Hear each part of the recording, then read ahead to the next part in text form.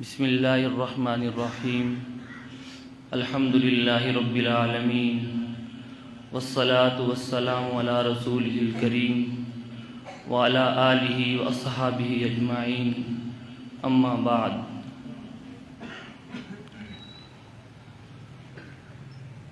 وَنَهَى النَّفْسَ عَنِ الْهَوَىٰ فَإِنَّ الْجَنَّةَ هِيَ الْمَأْوَىٰ صدق اللہ العظیم۔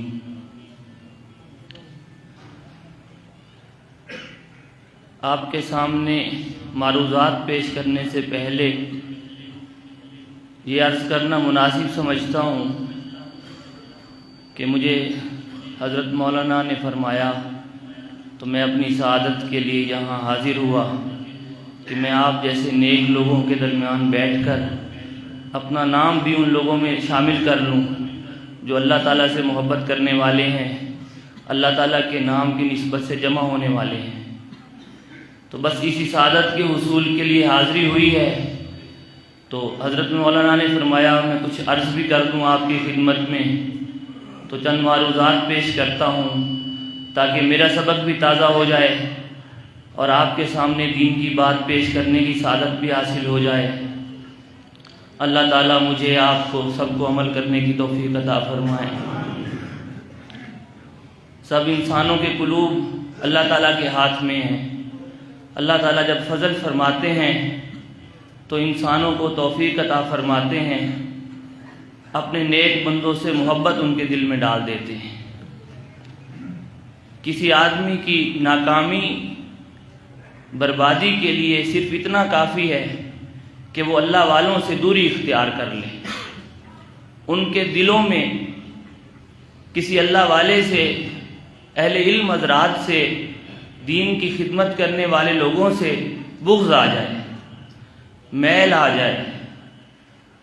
ہمارے بابا جی، ہمارے استاد، ہمارے شیخ حضرت مولانا سید اصلح الحسینی رحمہ اللہ مجھے فرمانے لگے ایک دن کہ حضرت حکیم الامت مولانا اشرف علی تھانوی نور اللہ مرقدہ قدس اللہ تعالی سرہ اللہ تعالیٰ کے ایسے محبوب اور مقبول بندے تھے کہ اگر کوئی شخص اپنے دل میں بھی ان کی تحقیر کا خیال کرے تو اللہ تعالیٰ اس سے اعمال سنت کی توفیق چھین لیتے ہیں،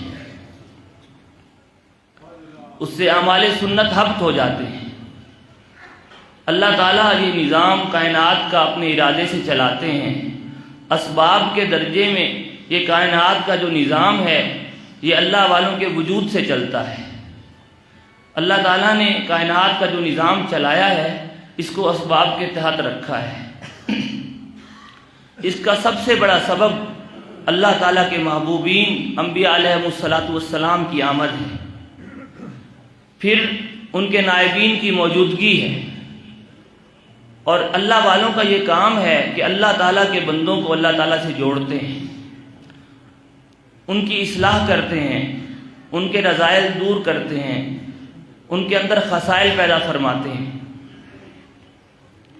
جو آیت میں نے آپ کے سامنے تلاوت کی وَنَهَى النَّفْسَ عَنِ الْهَوَىٰ فَإِنَّ الْجَنَّةَ هِيَ الْمَأْوَىٰ، جب ہم اسکول میں پڑھتے تھے تو میرے شیخ جن سے میری بیعت تھی، میرے حضرت شیخ مولانا محمد عبد الغفار مہاجر مدنی قدس اللہ تعالی سرہ، ان کے پاس ترجمہ پڑھا میں نے، تو اس آیت کا ترجمہ کرتے ہوئے حضرت نے یہ فرمایا کہ وَنَهَى النَّفْسَ عَنِ الْهَوَىٰ، کہ جس شخص نے اپنے نفس کو خواہشات سے روکا فَإِنَّ الْجَنَّةَ هِيَ الْمَأْوَىٰ، تو اس کا ٹھکانہ جنت ہے۔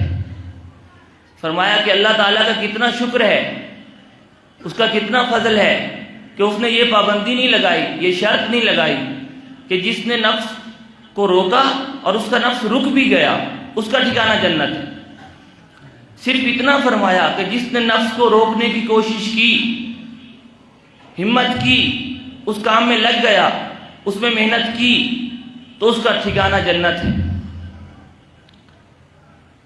گزشتہ دنوں میرا کسی بزرگ کے ہاں حاضری کی توفیق ہوئی، جانا ہوا، تو انہوں نے ایک بات فرمائی، احباب بھی ساتھ تھے، تو فرمایا کہ یہ ایسی مبارک راہ ہے اللہ والوں والی، کوئی اس میں چل پڑتا ہے اگر مقصود تک نہ بھی پہنچا ہو تو بھی شہید ہے، تو بھی شہید ہے۔ شہداء کا مقام اس کو حاصل ہو گیا، اگرچہ صدیقین کے مقام تک نہیں پہنچ سکا مگر شہداء کے مقام پر پہنچ گیا، کیونکہ اللہ تعالیٰ کی راہ میں چل پڑا تھا۔ اللہ کی راہ میں جو شخص جس کو موت آ جائے وہ شہید کہلاتا ہے۔ جہاد میں جانے والا جیسے شہید ہے، ایسے ہی درجات کا فرق ہو سکتا ہے، ہر شخص کے اپنے درجات ہوتے ہیں۔ بہرحال چونکہ یہاں حاضری اصلاح نفس اور اپنے رذائل سے بچنے اور خسائل کے پیدا کرنے اس کے حوالے سے ہماری ہوئی ہے کہ ہم اپنے نفس سے شکنجوں سے، اس کے ہتھ کنڈوں سے بچ سکیں، تو میں اسی حوالے سے کچھ باتیں عرض کروں گا۔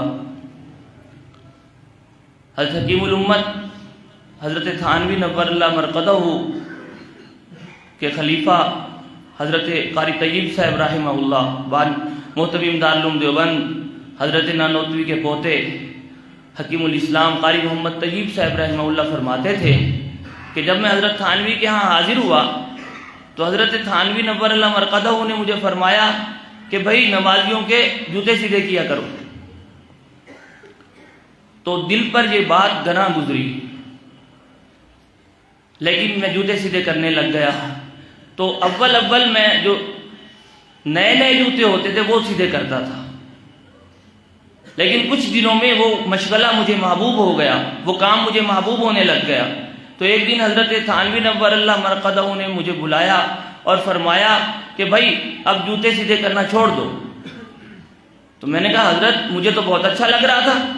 فرمایا تبھی تو میں کہہ رہا ہوں کہ چھوڑ دو، کہ پہلے جو تمہارے اندر انا کا جذبہ تھا وہ تکبر کی صورت میں ہی تھا، لیکن اب اس نے صورت بدل کے عاجزی کی شکل اختیار کر لی، اسی لیے تو کہہ رہا ہوں کہ چھوڑ دو۔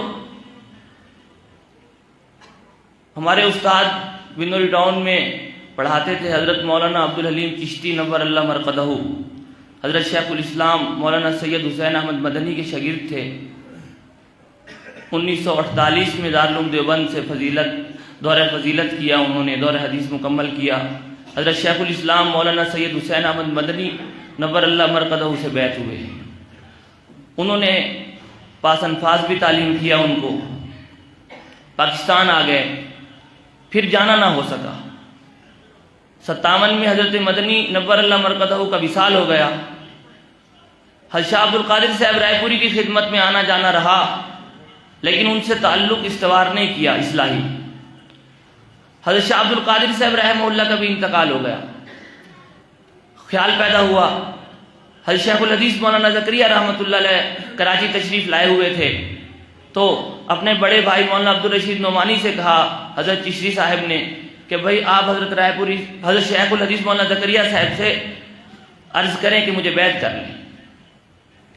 حضرت شیخ سے عرض کیا تو حضرت شیخ نے فرمایا کہ میں ڈڈیاں جا رہا ہوں حضرت رائے پوری کی قبر پہ، تم بھی ڈڈیاں آ جاؤ، وہاں ڈڈیاں میں تمہیں بیعت کر لوں گا، حضرت رائے پوری کی قبر پر فاتحہ کے لیے جا رہا ہوں۔ تو چشتی صاحب فرمایا کرتے تھے، مجھے خود کئی مرتبہ یہ واقعہ سنایا، فرمایا کہ میں ڈڈیاں نہیں گیا، کوئی مصروفیت تھی رہ گیا۔ وہاں جا کے حضرت شیخ الحدیث مولانا زکریا صاحب رحمہ اللہ نے پوچھا کہ بھائی عبدالحلیم کو بلاؤ، ان کے بھائی عبدالرشید نعمانی صاحب سے کہا، تو انہوں نے عرض کیا کہ حضرت وہ تو آئے نہیں، حضرت خاموش ہو گئے۔ پھر حضرت شیخ کا بھی انتقال ہو گیا، سن 48 میں بیعت ہوئے تھے، سن 82 میں حضرت شیخ کا انتقال ہو گیا، مولانا زکریا صاحب کا۔ اتنا عرصہ گزر گیا درمیان میں۔ دارالعلوم دیوبند کے فاضل تھے، حضرت شیخ الاسلام مولانا سید حسین احمد مدنی کے مایہ ناز شاگرد تھے، بڑے مشہور شاگرد ہیں، محقق کے اثر تھے، استاد الحدیث تھے، لیکن دل میں یہ خیال نہیں گیا کہ میں کسی سے اپنی اصلاحی تعلق قائم کر لوں۔ استاد الحدیث، شیخ الحدیث، محقق کے اثر، دنیا ان کا احترام کرتی تھی، بڑے بڑے مدارس کے حضرات ان کے تلامذہ تھے، لیکن دل میں یہ جذبہ کم نہیں ہوا، کیونکہ اصلاح کے بغیر انسان کی تکمیل نہیں ہو سکتی۔ جب تک یہ تکمیل نہیں ہوگی انسان اللہ تعالیٰ سے تعلق نہیں بنا سکتا۔ حضرت علامہ انور شاہ کشمیری رحمۃ اللہ علیہ فرماتے تھے، جب آخری سبق پڑھاتے اس کے بعد جب نصیحت فرماتے تو حضرت مولانا عبداللہ بریلوی رحمۃ اللہ علیہ نے جب ان سے پڑھا تو وہ فرماتے تھے کہ ہمارے استاد علامہ انور شاہ صاحب نے آخری سبق کے بعد ہمیں نصیحت کی، فرمایا کہ تم 40 مرتبہ بھی اگر بخاری شریف مکمل کر لو، جب تک کسی اللہ والے کے پاس اپنا اصلاحی تعلق قائم کر کے اپنی اصلاح نہیں کرواؤ گے تو تمہاری صحیح طور پہ حق ادا نہیں ہو سکتا، اللہ تعالیٰ سے تعلق نہیں بن سکتا، تمہاری اصلاح نہیں ہو سکتی۔ تو حضرت چشتی صاحب نے پھر اپنے بھائی سے مشورہ کیا کہ جی اب تو سب چلے گئے بڑے بڑے حضرات، تو حضرت نے فرمایا کہ بھائی اب تو حضرت رائے پوری کے خلیفہ ہیں نفیس شاہ صاحب، وہ سب کچھ چھوڑ چھاڑ کے اسی کام کے لیے بیٹھے ہوئے ہیں، میری رائے ہے تم وہیں چلے جاؤ۔ تو حضرت چشتی صاحب رحمہ اللہ پھر حضرت نفیس شاہ صاحب کی خدمت میں حاضر ہوئے۔ استاد جی فرماتے تھے کہ جب میں حضرت کے ہاں گیا تو پہلی رات ہی حضرت نفیس شاہ صاحب نے میرے کان میں کہہ دیا بلا کر کہ بھائی تم لوگوں کو بیعت کیا کرو، سلسلہ چلاؤ۔ لیکن آپ دیکھیے ایک ایسے شخص کی خدمت میں حاضری ہوئی جو عالم نہیں تھے، باقاعدہ کاتب تھے، لیکن اللہ تعالیٰ سے تعلق حاصل کر لیا تھا، اصلاح نفس کر لی تھی۔ ہمارے استاد حضرت شیخ الاسلام مفتی محمد تقی عثمانی صاحب دامت برکاتہم، ان کے شیخ حضرت ڈاکٹر عبدالحی عارفی رحمہ اللہ علی گڑھ کے پڑھے ہوئے تھے، وکالت پڑھی تھی انہوں نے وہاں۔ حضرت حکیم الامت تھانوی قدس اللہ تعالیٰ سرہ کی خدمت میں حاضر ہوئے، اللہ تعالیٰ نے ایسی ان کی کایا پلٹی اس وکالت پڑھنے والے کی۔ حضرت نے جو ہومیوپیتھی پڑھی وہ بھی بعد میں پڑھی تھی، حضرت نے ایسی کایا پلٹی کہ مولانا یوسف لدھیانوی رحمہ اللہ، حضرت مولانا مفتی محمد تقی عثمانی رحمہ اللہ دامت برکاتہم، حضرت مولانا رفیع عثمانی صاحب دامت برکاتہم، مولانا صاحبان محمود رحمہ اللہ اور بڑے بڑے اکابر ان کی خدمت میں حاضر ہونا سعادت سمجھتے تھے۔ حضرت مولانا تقی عثمانی صاحب کی یادداشتیں آج کل البلاغ میں چھپ رہی ہیں اور دیگر کتابوں میں ان کے جو واقعات ہیں اگر ہم ان کو پڑھ کے دیکھیں تو پتہ چلتا ہے باوجود خود بڑے عالم ہونے کے، ایک بہت بڑے عالم کے بیٹے ہونے کے، کوئی معاملہ پیش آتا تو اپنے شیخ سے پوچھتے تھے۔ پچھلے دنوں حضرت کے سبق میں میری بھی حاضری ہوئی تو حضرت فرما رہے تھے کہ جو ایک ہے فقہ باطنی، ایک ہے فقہ ظاہری، فقہ باطنی اللہ والوں کی صحبت کے بغیر آ ہی نہیں سکتی، بلکہ حضرت فرما رہے تھے کہ حقیقی فقیہ اس وقت تک نہیں بن سکتا چاہے کتنا بڑا عالم بھی بن جائے جب تک کسی اللہ والے کی صحبت نہ اٹھائے۔ نفس کے رذائل سے بچنے کے لیے ہم یہ تو سوچ سکتے ہیں کہ جی ہم اپنے نفس کو روکیں، مگر وہ رکنے والا نہیں۔ اس کو روکنے کے لیے ضروری ہے کہ ہم کسی اللہ والے کی صحبت اختیار کریں۔ امام غزالی رحمہ اللہ نے نقل کیا ہے، ایک روایت نقل کرتے ہیں امام غزالی رحمہ اللہ کہ الناس کلہم ہالکون، تمام کائنات کے انسان جو ہیں وہ ہلاکت میں پڑے ہوئے ہیں، الا العالمون، مگر علم والے، جو علم والا نہیں وہ ہلاکت میں۔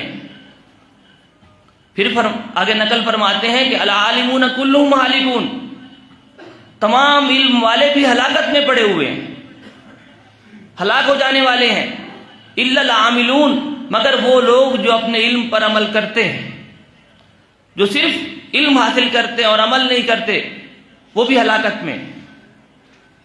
آگے نقل فرمایا کہ العاملون کلہم ہالکون، تمام عمل والے بھی ہلاکت میں پڑے ہوئے ہیں، الا المخلصون، مگر جو صرف اللہ کی رضا کے لیے عمل کرتے ہیں، جو اخلاص سے عمل کرتے ہیں، صرف وہ نجات پانے والے ہیں۔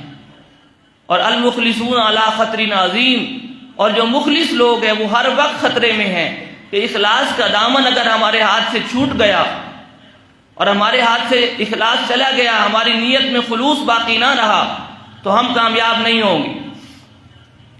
خانقاہوں میں اولیاء اللہ کے ہاں یہ جو اصلاحی لائن ہے، ان سب کا ایک ہی مقصد ہے کہ ہم اپنے نفس کو رذائل سے روکنے والے بن جائیں اور جو خصائل اختیار کریں وہ صرف اللہ تعالیٰ کی رضا کے لیے اختیار کریں اور کوئی مقصد نہ ہو۔ حضرت شیخ الہند مولانا محمود حسن نور اللہ مرقدہ بیان کے لیے تشریف لے گئے ایک جگہ. حضرت بیان فرما رہے تھے، حضرت حکیم الامت نقل کرتے ہیں کہ حضرت بیان فرما رہے تھے تو ایک اور بڑے عالم جو بڑے منطقی اور فلسفی تھے وہ بیان سننے کے لیے آ گئے. تو میرے دل میں خیال ہوا کہ یہ جو بعض حضرات علماء دیوبند پر اعتراض کرتے ہیں کہ یہ منقولی تو بہت بڑے ہوتے ہیں، معقولی نہیں ہوتے، کہ علوم حدیث، علوم قرآن سے تو ان کا بڑا تعلق ہے، علوم عقلیہ سے ان کا تعلق کم ہے، فلسفہ، منطق، ان چیزوں سے کم تعلق ہے. تو حضرت شیخ الہند جو بیان فرما رہے تھے اس دن کوئی معقولات کی بحث تھی، کوئی ایسا علم تھا جو فلسفہ اور منطق سے تعلق رکھتا تھا اور بہت اونچی بحث تھی اس کی. حضرت گفتگو فرما رہے تھے تو حضرت تھانوی فرماتے تھے کہ میرے دل میں خیال ہوا کہ آج تو یہ اعتراض جو علماء دیوبند پہ کیا جاتا ہے کہ علماء دیوبند صرف منقولی ہیں، یہ اعتراض جاتا رہے گا. تو جو ہی وہ عالم بیان میں پہنچے، حضرت شیخ الہند رحمہ اللہ بیان چھوڑ کر نیچے اتر گئے ممبر سے. حضرت تھانوی فرماتے ہیں کہ ہم تو شاگرد تھے حضرت کے، ہم تو کچھ عرض نہ کر سکے، لیکن حضرت کے ایک ساتھی بھی بیان میں موجود تھے. انہوں نے بعد میں حضرت شیخ الہند سے کہا کہ حضرت یہ کیا کیا آپ نے، آج ہی تو موقع تھا بیان کرنے کا. فرمایا یہی خیال میرے دل میں بھی آیا تھا، یہی خیال میرے دل میں بھی آیا تھا کہ آج ہی تو موقع ہے بیان کرنے کا. اللہ تعالیٰ سے خلوص کے ساتھ عمل کرنا، خسائل کی کوشش کرنا، رذائل سے بچنا، ایک ایک دنیا یا دین کا جو بھی کام کیا جائے ایک ایک کام صرف اللہ کے لیے کرنا، یہ چیز اصلاح ہے، اسے اصلاح نفس کہتے ہیں. حضرت شیخ الحدیث مولانا زکریا رحمۃ اللہ علیہ سے حضرت رئیس الاحرار نے سوال کیا کہ حضرت یہ بیت کیا بلا ہے، یہ تصوف کیا بلا ہے؟ اور یہ کہہ کر انہوں نے یہ کہا کہ میں بھی ایک جگہ جا رہا ہوں، آپ سوچ کے رکھیے گا، جب واپس آؤں گا تو جواب لوں گا. انہوں نے کہا ٹھہریے، ابھی جواب لیتے جائیے. یہ جو تصوف ہے یہ کیا بلا ہے؟ انہوں نے کہا ٹھہریے، ابھی جواب لے لیجئے. انہوں نے کہا انما الاعمال بالنیات سے شروع ہوتا ہے یہ تصوف، اور ان تعبد اللہ کانک تراہ پہ ختم ہوتا ہے. یہ تصوف ہے، تصوف اور کچھ بھی نہیں. ایک دن حضرت شیخ الحدیث مولانا زکریا رحمہ اللہ نیم دراز تھے تو کسی نے حضرت سے سوال کیا یہی کہ حضرت کیا بیت ہونا ضروری ہے؟ تو شیخ جو نیم دراز تھے اٹھ بیٹھے. تو حضرت مفتی محمود حسن گنگوہی جیسے حضرات موجود تھے خدمت میں، تو حضرت فرمانے لگے کہ بھائی یہ مفتی حضرات اگر میرے بارے میں فتویٰ نہ دیں تو میں ایک بات کہہ دوں. تو انہوں نے عرض کیا حضرت فرمائیں. تو شیخ نے دوبارہ پوچھا کہ کہہ دوں؟ انہوں نے کہا جی فرمائیں. فرمایا بھائی ضروری تو کچھ بھی نہیں، ضروری کلمہ بھی نہیں، ضروری نماز بھی نہیں، ضروری تو صرف ایک کام ہے کہ اپنے اللہ سے ایسے چمٹ جاؤ جیسے بچہ ماں سے چمٹ جاتا ہے. اس کے لیے کلمہ بھی ضروری ہے، نماز بھی ضروری ہے، اور فرمایا میں کہتا ہوں بیت بھی ضروری ہے. یہ بیت، یہ تصوف، یہ خانقاہی نظام، یہ مدارس، یہ تبلیغی جماعت، تمام کاموں کا صرف ایک ہی مقصد ہے کہ اللہ تعالیٰ کے بندے اللہ تعالیٰ سے جڑ جائیں، اپنے اللہ کو راضی کر لیں، اپنے اندر کے رذائل. حضرت تھانوی فرماتے تھے رذائل کو ختم نہیں کرنا، ان کا امالہ کرنا ہے، ازالہ نہیں کرنا خواہشات کا، کہ جو خواہشات حد سے بڑھ جاتی ہیں وہ رذائل بن جاتی ہیں. خواہشات کو اعتدال میں لانا ہے، ان رذائل سے بچنا. تمام دین کے کاموں کا ایک ہی مقصد ہے. تمام دین کے کام انسان کے اندر جس طرح جسم ہے، ہاتھ، پاؤں، آنکھیں، زبان، ہر چیز اپنا اپنا کام کر رہی ہے. ہر چیز اگر اعتدال میں اور ٹھیک ہو تو مکمل انسان بنتا ہے. اسی طرح اگر دین کے تمام کام جمع ہو تو دین بنتا ہے. اور سب کاموں کا ایک ہی مقصد ہے، کوئی الگ الگ مقاصد نہیں ہے، سب اسی ایک ہی مقصد کی طرف جا رہے ہیں کہ ہم کسی نہ کسی طرح اللہ تعالیٰ سے تعلق حاصل کر لیں، اللہ تعالیٰ سے تعلق پیدا کر لیں. اللہ تعالیٰ کے بن جائیں. یہ مدارس کی محنت، یہ مساجد کی محنت، یہ مکاتب کی محنت، یہ جماعتوں کی محنت، یہ خانقاہوں کی محنت صرف اس ایک مقصد کے لیے. اور اس میں جو ہمارا سب سے بڑا دشمن ہے، ایک تو بیرونی ہے جسے ہم شیطان کہتے ہیں، اور ایک اندرونی ہے جسے نفس کہتے ہیں. اندرونی دشمن بیرونی سے بھی زیادہ خطرناک ہوتا ہے. اس کے ہتھ کنڈوں اور اس کی وارداتوں کا پتہ بھی نہیں چلتا. ایک دفعہ کسی بزرگ نے شیطان سے کہا کہ تو نے ساری دنیا کو گمراہ کر رکھا ہے، تجھے لحاظ نہیں آتا، تجھے خیال نہیں آتا، تجھے شرم نہیں آتی. شیطان نے ان بزرگوں سے پوچھا کہ حضرت ایک بات تو بتائیں، مجھے بھی تو کسی نے گمراہ کیا ہے. وہ کون ہے؟ انہوں نے کہا تیرے نفس نے گمراہ کیا ہے. تو شیطان کہنے لگا حضرت وہ آپ کے اندر بھی ہے، جس نے مجھے گمراہ کیا وہ آپ کے اندر بھی ہے. مجھے الزام دے رہے ہیں آپ، تو معاف کیجئے گا وہ آپ کے اندر بھی ہے. انسان جتنا بھی ذہین، فطین، عالم، فاضل ہو، نفس کے ان ہتھ کنڈوں سے خود واقف نہیں ہو سکتا. بچے گا تو تب جب واقف ہوگا. جو دشمن شناس نہیں ہے، دشمن سے کیسے بچے گا؟ دشمن شناسی، گناہ شناسی ضروری ہے بچنے کے لیے. نفس کے ہتھ کنڈوں سے واقفیت جب تک نہ ہو جائے انسان اس سے بچ نہیں سکتا. اور نفس انسان کو اس طرح دھوکہ دیتا ہے کہ انسان چاہتے ہوئے بھی نہیں بچ سکتا. اولیاء اللہ سے تعلق، خانقاہوں میں حاضری اسی مقصد کے لیے ہوتی ہے کہ ہم اپنے نفس کے خواہشات کے، نفس کے ہتھ کنڈوں کے، اس کی وارداتوں کا شکار ہو کر خود کو نقصان نہ پہنچا لیں. یہ اللہ والے اللہ کے دوست ہوتے ہیں.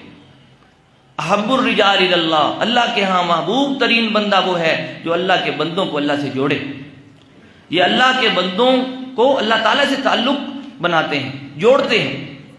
خانقاہوں کا مقصد، ایک بات ضروری عرض کرنا چاہتا ہوں کہ بعض لوگوں نے یہ سمجھ رکھا کہ جی خانقاہوں میں پیر اپنی پرستش کرواتے ہیں. پیر تو اس لیے مرید کرتے ہیں کہ لوگ ہمارے آگے پیچھے پھریں، لوگ ہمیں ہدیہ دیں. یہ بالکل غلط بات ہے. کوئی اہل حق ایسا نہیں ہے. کوئی دین کا کام کرنے والا، چاہے خانقاہی ہو، چاہے مدارس ہو، چاہے کوئی دین کا کام کرنے والا ہو، کسی کا مقصد یہ نہیں ہوتا.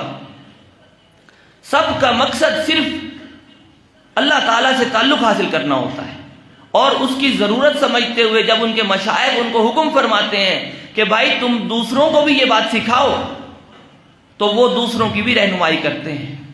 کوئی کتنا بڑا عالم ہو، وہ بیعت نہیں کر سکتا جب تک کہ کسی بڑے نے اسے اجازت نہ دی. حضرت مولانا الیاس رحمہ اللہ قدس اللہ تعالی سرہ فرماتے تھے کہ بھائی خلافت کیا چیز ہے. جب شیخ خلافت دیتا ہے تو شیخ یہ کہتا ہے کہ بھائی آج تک جو خدمت تو نے میری کی، جو انکساری میرے سامنے کی، جو عاجزی میرے سامنے کی، آج کے بعد میں تیرے ذمہ لگا رہا ہوں کہ ساری مخلوق کی خدمت کر، سارے مخلوق کے سامنے عاجزی انکساری کر. خلافت یہ ہے. خلافت کچھ اور نہیں ہوتی. خلافت تو دین کی خدمت ہے. جو شخص یہ سمجھتا ہے میں کچھ ہوں، وہ تو متکبر ہوگا خود. وہ شیخ کیسے ہو سکتا ہے؟ ہمارے تمام مشائخ جو پہلے تھے، جو موجود ہیں، یہ اپنی طرف ان کی نظر نہیں ہوتی. وہ تو اپنے بڑوں کا حکم سمجھ کے یہ کر رہے ہوتے ہیں.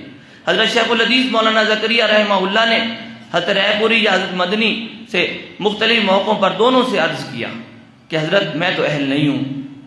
ایک خاتون بیعت ہونے کے لیے آ گئی. شیخ اس وقت تک بیعت نہیں کرتے تھے، تو ان سے کہا تو حضرت نہیں مانے. تو انہوں نے حضرت مدنی یا حضرت رائے پوری سے عرض کیا جا کر. اسی طرح سے مولانا الیاس صاحب سے عرض کیا ایک دفعہ جا کر کہ بھائی زکریا بیعت نہیں کرتا. تو ان حضرات نے حضرت شیخ نے یہ بھی کہا کہ میں اہل نہیں ہوں. تو انہی میں سے کسی نے فرمایا کہ بھائی جو خود کو اہل سمجھے وہی تو نااہل ہے. جو خود کو اہل سمجھے وہی تو نااہل ہے. حضرت مولانا سید حسین احمد مدنی بیعت نہیں کرتے تھے. حضرت گنگوہی کے خلیفہ تھے. حضرت حاجی صاحب سے اجازت تھی، بیعت نہیں کرتے تھے. ایک دفعہ کچھ لوگ بیعت ہونے آئے، منع کر دیا. انہوں نے حضرت کے صاحبزادہ حکیم مسعود احمد صاحب سے عرض کیا جا کر کہ بھئی مولانا حسین احمد صاحب کہتے ہیں میں اہل نہیں ہوں، تو انہوں نے حضرت مدنی سے فرمایا کہ میاں میرے والد پہ الزام لگاتے ہو کہ انہوں نے نااہل کو خلافت دے دی۔ تو حضرت مدنی رونے لگ گئے۔ اس کے بعد بیعت شروع کی۔ بزرگوں کو خانقاہیں چلانے کا، بیعت کرنے کا صرف اللہ کی رضا کے لیے ان کا ایک عزم ہوتا ہے، کوئی شوق نہیں ہوتا۔ حضرت حاجی امداد اللہ صاحب مہاجر مکی رحمۃ اللہ علیہ فرماتے تھے کہ بھائی ہم تو بیعت اس لیے کر لیتے ہیں، پتہ ہے کسی مخلص کی توبہ کے ساتھ ہماری توبہ بھی قبول ہو جائے، ہم تو اس لیے کر لیتے ہیں، اور کوئی مقصد نہیں ہے۔ اور یہ ذمہ داری ہے، یہ منصب نبوت ہے۔ یعلمہم الکتاب جیسے ایک منصب نبوت ہے، ایسے ہی یزکیہم بھی ایک منصب نبوت ہے۔ جیسے تبلیغ ہم پہ فرض ہے، ایسے ہی تعلیم ہم پہ فرض ہے، ایسے ہی تزکیہ ہم پہ فرض ہے۔ حضرت حکیم الامت نے ایک جگہ تحریر فرمایا، کسی عالم نے حضرت سے سوال کیا کہ حضرت یہ جو بیعت ہونا ہے یہ مستحب ہے، سنت ہے، واجب ہے؟ حضرت تھانوی نور اللہ مرقدہ اس کے جواب میں تحریر فرماتے ہیں کہ بھائی مولوی صاحب تم تو جائز ناجائز میں، مستحب غیر مستحب میں پڑے ہوئے ہو، میں تو کہتا ہوں موجودہ حالات میں اصلاح کے لیے بیعت ہونا فرض ہے، بلکہ آگے جملہ لکھا حضرت نے، میں تو کہتا ہوں فرض عین ہے۔ تو ایک جگہ میں نے ایک مضمون لکھنا تھا تو اس میں نے یہی عنوان دے دیا کہ اصلاح فرض عین ہے۔ تو حضرت شیخ الاسلام مولانا مفتی محمد تقی عثمانی صاحب کو میں نے عرض کیا تھا کہ جی میں مضمون لکھ کے دکھاؤں گا، تو حضرت کو جب دکھایا تو حضرت نے فرمایا کہ عنوان میں تبدیلی کر لیں، نیچے مضمون وہی رہے، عنوان میں یہ لکھ دیں کہ اصلاح ضروری ہے، کہ فرض عین کا لفظ شاید لوگوں کو سمجھنا زیادہ سخت محسوس ہو، ضروری بھی وہی ہوتا ہے۔ اور آپ دیکھ لیجئے اس وقت بعض احباب سے میں نے ایک بات سنی اکثر کہ جی حضرت سے محبت بھی بڑی ہے، شیخ سے تعلق بھی بڑا ہے، لیکن جانے کا وقت نہیں ہے، مصروفیات بہت ہیں۔ میں ان سے عرض کیا کرتا ہوں کہ آپ اپنے معمولات کی جو ترتیب بناتے ہیں، پورے ہفتے کی، مہینے کی، ہر روز کی، اس میں جو پہلا معمول آپ نے لکھنا ہے، رکھنا ہے، وہ یہ کہ میں نے شیخ کے پاس جانا ہے، چاہے ہفتے میں ایک دفعہ جانا ہو، یہ کام تو میں نے کرنا ہے فلاں دن، اس کے بعد دیگر معمولات بنائیں، کیونکہ اصلاح نفس کے بغیر کوئی کتنا بھی سمجھدار انسان ہو اس کی کامیابی خطرے میں۔ اگر نفس نے اس کو دھوکہ دے دیا تو کہیں بھی ایمان جانے کا خطرہ ہے۔ اللہ تعالی ہمیں عمل کی توفیق عطا فرمائے، اخلاص عطا فرمائے، دین کی محبت عطا فرمائے۔ جب تک انسان کوشش نہیں کرتا آگے نہیں بڑھ سکتا۔ ایک واقعہ نقل کیا ہے مولانا روم رحمۃ اللہ علیہ نے مثنوی شریف میں۔ حضرت مولانا فرماتے ہیں کہ ایک شخص نے ایک طوطا پالا ہوا تھا، وہ باتیں بھی کرتا تھا طوطا، اس سے بہت عزیز تھا اس کو۔ تو وہ کسی دوسرے ملک تجارت کے لیے جا رہا تھا، تو جاتے ہوئے اس نے سب گھر والوں سے پوچھا کہ میں تمہارے لیے کیا لاؤں، تمہارے لیے کیا لاؤں۔ تو جاتے ہوئے طوطے سے بھی مزاحن پوچھا تیرے لیے طوطے میاں کیا لاؤں۔ تو اس طوطے نے یہ کہا کہ میرے لیے کچھ نہ لائیے گا، فلاں علاقے سے جب گزر ہو تو وہاں میرے رشتے دار رہتے ہیں، اگر کوئی طوطا نظر آ جائے کہیں درختوں پہ بیٹھا ہوا تو میرا سلام کہہ دینا کہ وہ غریب الوطن طوطا جو ہے جو تمہاری قید میں وہ بھی سلام کہہ رہا ہے۔ خیر وہ صاحب چلے گئے۔ جب اس علاقے سے گزرے تو ایک طوطے کو دیکھا تو آواز دے کر اس طوطے سے کہا کہ میاں تیرا ایک رشتے دار وہاں میرے پاس پنجرے میں ہے، جب میں آ رہا تھا تو اس نے تجھے سلام کہلوایا ہے۔ جب اس طوطے نے یہ بات سنی تڑپنے لگ گیا، تڑپتا تڑپتا نیچے گرا، مر گیا۔ اسے افسوس ہوا، واپس جب آیا باقی لوگوں کے تحائف دیے تو اس طوطے کے پاس جب آیا تو طوطے نے پوچھا میرا سلام بھی کہا تھا؟ اس نے کہا ہاں سلام تو کہا تھا میاں، مگر بڑی عجیب بات ہوئی کہ جو تیرا کوئی عزیز طوطا تھا تجھے پہچان گیا، اور جو ہی میں نے تیرا سلام کہا وہ تڑپنے لگ گیا، اور تڑپتے تڑپتے اس نے جان دے دی۔ یہ کہنا تھا کہ وہ طوطا پنجرے میں تڑپنے لگ گیا، اور تڑپتا تڑپتا اس نے بھی جان دے دی۔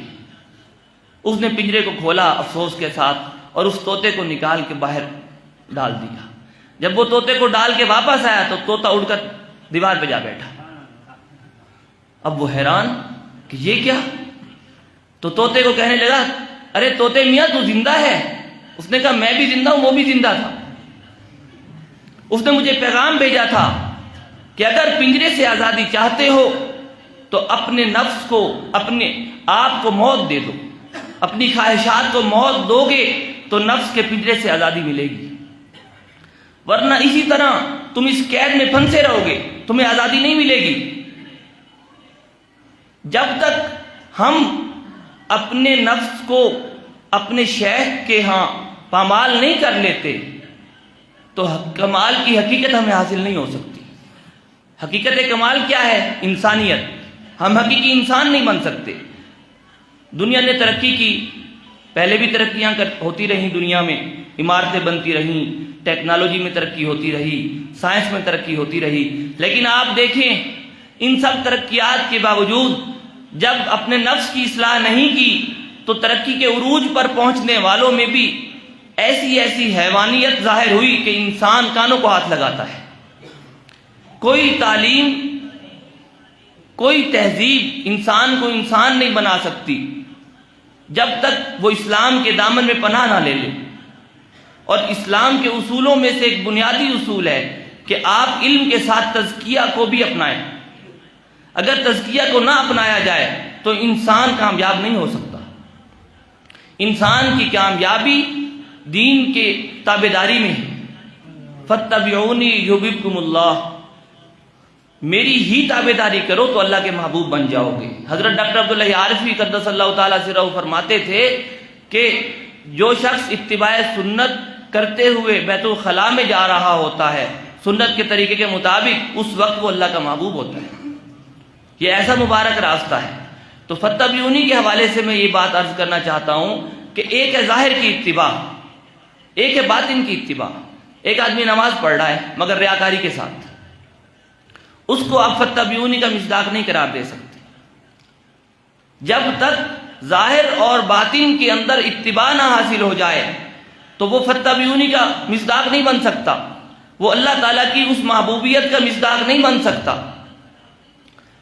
ہمارے حضرت والا حضرت تھانوی قدس اللہ تعالیٰ سرہ کا ایک مزاج تھا۔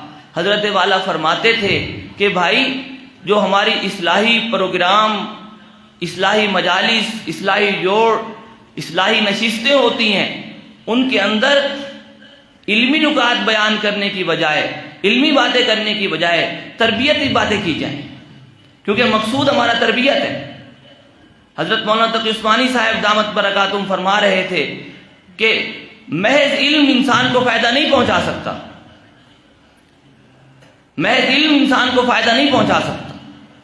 اگر کوئی صرف علم اس لیے حاصل کرتا ہے کہ میں عالم ہو جاؤں، اسے فائدہ نہیں ہوگا جب تک اس علم کا مقصود اللہ کی رضا، اللہ تعالیٰ کا بننا نہ ہو، اللہ تعالیٰ سے تعلق مقصود نہ ہو، محض علم حاصل کرنا مقصود ہو تو علم بھی نفع نہیں دے سکتا۔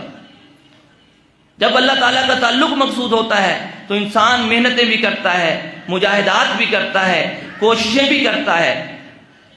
کوئی کسی سخی کے دروازے پہ اگر جائے تو سخی اسے محروم نہیں کرتا۔ یہ کیسے ممکن ہے کہ اگر اللہ کے بندے اللہ تعالیٰ کی توفیق کے ساتھ اللہ تعالیٰ کے تعلق کی راہ میں چل پڑیں، کوشش کریں، محنت کریں، اللہ تعالیٰ ان کو ناکام کر دے؟ ایسا نہیں ہو سکتا۔ ہمیں کوشش کرنی چاہیے کہ ہم اپنی اصلاح کے لیے ہمت باندھیں، کوشش کریں۔ حضرت تھانوی نور اللہ مرقدہ کو حضرت حاجی صاحب نے بلوایا مکہ مکرمہ۔ ان کے والد گرامی حضرت حاجی صاحب سے بیعت تھے تو انہیں کہا کہ اشرف علی کو لیتے آنا۔ حضرت تھانوی وہاں گئے تو زیادہ قیام نہ کر سکے، واپس آ گئے، دوبارہ پھر گئے تو ان دنوں ایک بڑے بزرگ اور بڑے عالم کسی اور ملک سے آئے ہوئے تھے۔ تو حضرت حاجی صاحب رحمہ اللہ نے حضرت تھانوی کو فرمایا کہ میاں اشرف علی اگر موقع ہو تو ان کو بھی مل لینا جا کر۔ دوسرے دن پھر پوچھا کہ بھی میاں اشرف علی ملے تھے؟ انہوں نے کہا حضرت نہیں جا سکا۔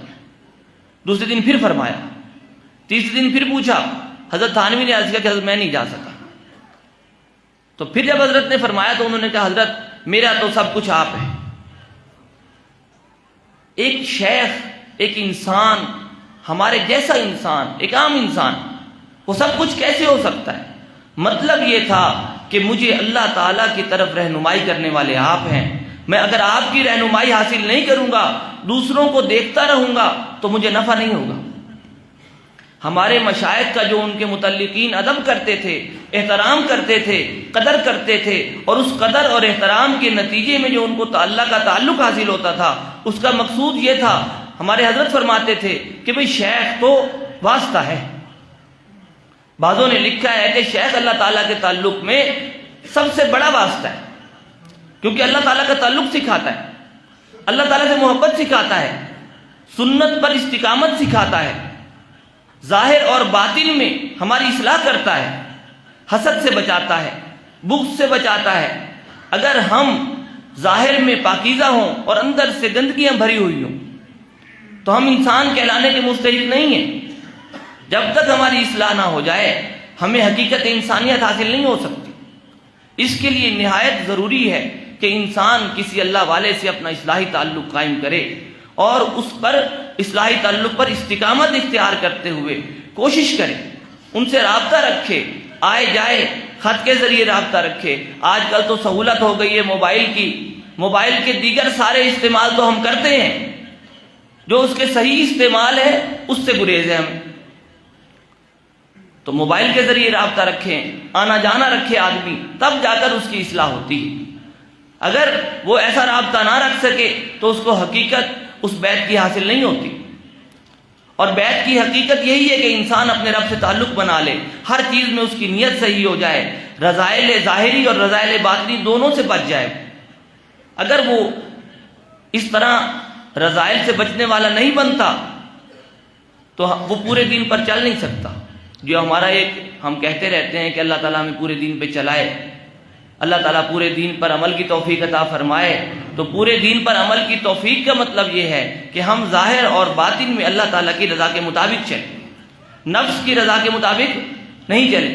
حضرت مولانا عبید اللہ اشرفی رحمۃ اللہ علیہ جامعہ اشرفیہ کے محتمم ہمارے استاد، میں کراچی سے حضرت کے ہاں حاضر ہوا کرتا تھا، مولانا عبید اللہ صاحب رحمہ اللہ کے ہاں۔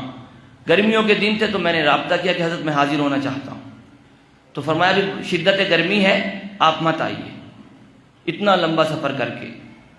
کچھ دنوں بعد پھر میں نے عرض کیا تو حضرت نے فرمایا ابھی ٹھہر جائیے، ابھی نہ آئیے۔ انہی دنوں ہمارے حضرت شیخ حضرت مولانا محمد عبدالغفار مہاجر مدنی، جن کی کبیر والا میں خانقاہ تھی، آخر میں مدینہ منورہ میں ہجرت کر گئے تھے، وہیں وصال فرمایا، جنت البقیع میں تدفین ہوئی ان کی۔ تو حضرت نے کوئی کام تھا تو مجھے حکم فرمایا کہ تم کبیر والا آ جاؤ۔ میں کراچی سے سفر کر کے کبیر والا آ گیا، لاہور قریب تھا، تو میں نے حضرت مولانا عبید اللہ صاحب سے رابطہ نہیں کیا۔ جب کبیر والا حضرت کے ہاں آیا تو میں نے حضرت سے عرض کیا کہ حضرت میں لاہور چلا جاؤں، انہوں نے فرمایا میرا بھی سلام کہنا اور چلے جاؤ۔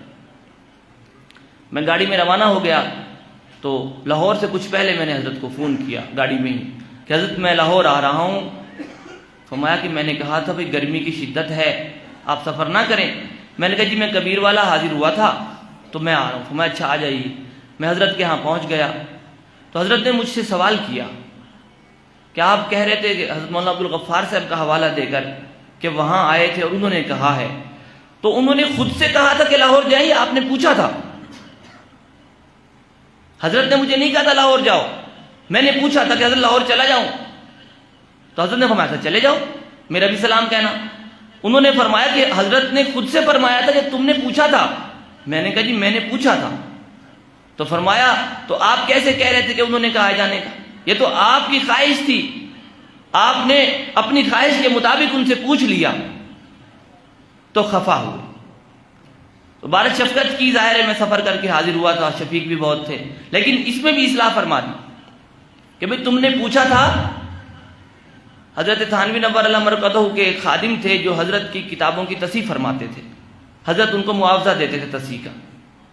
وہ الہ آباد کے تھے، حضرت کے ہاں رہتے تھے، ان کے بیٹے شہید ہو گئے تو حضرت تھانوی رحمہ اللہ خود تشریف نہیں لے جا سکتے تھے، آخری عمر تھی، تو حضرت نے شاہ وصی اللہ صاحب رحمہ اللہ، حضرت مولانا عیسیٰ صاحب رحمہ اللہ اور کچھ اور حضرات کو فرمایا کہ بھئی تم لوگ چلے جاؤ۔ بلکہ حکمن تو حضرت نے مولانا عیسیٰ صاحب اور خواجہ عزیز الحسن مجذوب رحمہ اللہ کو فرمایا تم چلے جاؤ۔ شاہ وصی اللہ صاحب کو پتہ چلا تو انہوں نے کہا جی میں بھی ساتھ چلوں گا۔ تو حضرت مولانا کا نام جو تصحیح کرتے ہیں ان کا نام تھا مولانا عمر. تو مولانا عمر صاحب نے حضرت سے اجازت لی کہ حضرت ہم جا رہے ہیں, خواجہ صاحب بھی جا رہے ہیں, مولانا عیسیٰ صاحب بھی جا رہے ہیں, تو حضرت وہ مولانا وسیع اللہ صاحب بھی ساتھ جائیں گے. تو حضرت تھانوی نے ان سے پوچھا کہ تم لے جانا چاہتے ہو یا وہ خود جانا چاہتے ہیں, اس کی وضاحت کرو کہ وسیع اللہ خود جانا چاہتے ہیں یا تم لے جانا چاہتے ہو. تو انہوں نے عرض کیا حضرت میں بھی لے جانا چاہتا ہوں, وہ بھی جانا چاہتے ہیں, تو اگر آپ اجازت دے دیں تو انہوں نے کہا ٹھیک ہے لے جائیے. ہمارے مشائخ جائز امور میں بھی اس بات کا اہتمام فرماتے تھے کہ یہ نفس کی خواہش کے مطابق نہ ہو. اصل عقل مندی یہ نہیں ہے کہ آپ برے اور اچھے میں تمیز کر لیں. بری چیز کو تو ہر کوئی برا سمجھتا ہے. اچھی چیزوں میں شیخ یہ تمیز سکھاتے ہیں کہ اس وقت کون سا اچھا کام, کون سی راہ متعین کرنی. حضرت مولانا خلیل احمد صاحب سہارنپوری رحمۃ اللہ علیہ جب سہارنپور سے یہاں تشریف لائے بہاولپور پڑھانے کے لیے, تو یہاں مدرسہ میں کچھ اختلافات ہو گئے. تو بعض لوگوں نے مخالفت کی اور چاہا کہ مولانا خلیل احمد صاحب سہارنپوری یہاں سے چلے جائیں, اور یہ تانا دینا شروع کر دیا کہ مولانا خلیل احمد جو ہیں یہ تو پیسوں کے لیے یہاں پڑے ہوئے ہیں, ان کو کہیں کوئی ملازمت نہیں ملتی. تو حضرت مولانا خلیل احمد صاحب نے غیرت میں یہ فرما دیا کہ میں دیکھو مدرسہ چھوڑ کے چلا جاؤں گا, میں یہاں نہیں رہوں گا, میں جا رہا ہوں. لیکن اس کے بعد حضرت مولانا خلیل احمد صاحب سہارنپوری رحمہ اللہ نے حضرت گنگوہی کو خط لکھ دیا کہ حضرت مدرسہ میں یہ صورتحال ہے اور میں چھوڑ کر آ رہا ہوں, میں نے سامان باندھ لیا ہے. حضرت گنگوہی کا جواب آیا کہ آپ وہیں رہیے, چھوڑ کر مت آئیے. تو حضرت نے ساری تیاری چھوڑ دی, وہیں رہ گئے. اس کے بعد مدرسہ میں مشہور ہو گیا کہ ہم کہتے تھے بھائی مولانا خلیل احمد نہیں جائیں گے, لیکن یہ کہتے تھے میں جا رہا ہوں. حضرت نے دوبارہ اعلان فرمایا کہ تم جو بھی چاہو میں یہاں سے نہیں جاؤں گا, میں یہیں رہوں گا. حضرت گنگوہی کا دوسرا خط آ گیا کہ بھائی مولوی خلیل احمد میرا خط ملتے ہی واپس آ جاؤ. دوبارہ پھر تیار ہو گئے. جب اپنی خواہش پہ جا رہے تھے حضرت کا خط آ گیا تو نہیں گئے. جب تیاری کر لی جانے کی حضرت نے منع کر دیا, رک گئے. اور جب رک گئے حضرت کا خط آ گیا آ جاؤ, چل پڑے. یہ دینی کام تھا. خود بڑے محدث تھے, خود بڑے شیخ تھے, خود بڑے آدمی تھے. ہم اپنے اکابر کی سوانح کا اگر مطالعہ کریں تو اپنے تمام دینی دنیاوی امور میں وہ اپنے مشائخ سے رائے کیوں لیتے تھے؟ صرف اس لیے کہ اس میں نفس کی خواہش شامل نہ ہو جائے. کہیں ایسا نہ ہو کہ نفس ہمیں دین کی صورت دکھا کر, اعمال کی صورت دکھا کر, اچھی صورت دکھا کر دھوکہ دے دے اور ہم نفس کی پیروی کرنے والے بن جائیں. جب تک ہم نفس کی پیروی کرنے والے رہیں گے اللہ تعالیٰ سے تعلق نہیں حاصل ہو سکتا. سیدنا علی رضی اللہ تعالیٰ عنہ کے بارے میں جو واقعہ ہے کہ آپ ایک یہودی کو قتل کرنے والے تھے, اس نے حضرت کے چہرہ مبارک پہ تھوک دیا, حضرت نے چھوڑ دیا اسے. اس نے حضرت سے پوچھا کہ بھائی جو تم تو مجھے قتل ہی کر رہے تھے, جب میں نے تھوکا تو اور زیادہ غصہ آنا چاہیے تھا, اب تو قتل کرنا ضروری ہو گیا تھا. تو حضرت نے فرمایا کہ بھائی پہلے صرف اللہ کے لیے قتل کر رہا تھا, جب تم نے تھوکا تو اپنے نفس کے غصے کی شمولیت کا شبہ ہو گیا اس میں, اس لیے میں نے تمہیں چھوڑ دیا کہ محض اللہ کی رضا کے لیے یہ نہیں رہا, اس لیے میں نے تمہیں چھوڑ دیا. ہمارے اکابرین, ہمارے بزرگ اس قدر اہتمام فرماتے تھے اس بات کا کہ کوئی صورت ایسی پیدا نہ ہو جائے کہ جس میں نفس کی تابعداری ہو. نفس کی ادنا شمولیت بھی ان کو گوارا نہیں تھی. ان کی یہ تمنا ہوتی تھی کہ ہر حال میں, ہر صورت میں ہمارا ہر کام خلوص کے ساتھ ہو, اللہ تعالیٰ کی رضا کے لیے ہو, اللہ تعالیٰ کو خوش کرنے والا ہو.